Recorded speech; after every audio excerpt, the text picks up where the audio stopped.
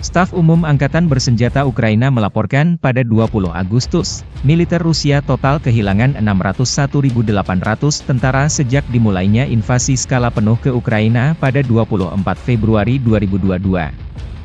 Jumlah ini termasuk 1.330 korban yang diderita pasukan Rusia selama sehari terakhir.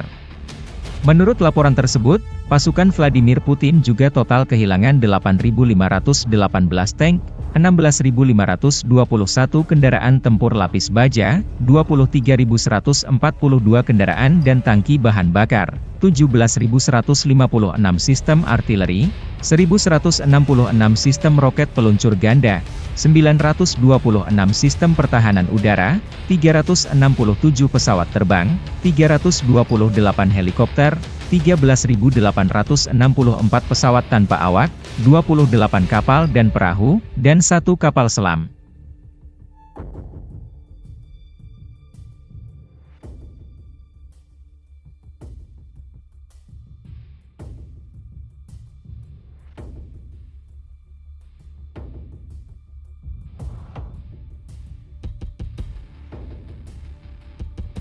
Download Tribun X sekarang, menghadirkan lokal menjadi Indonesia.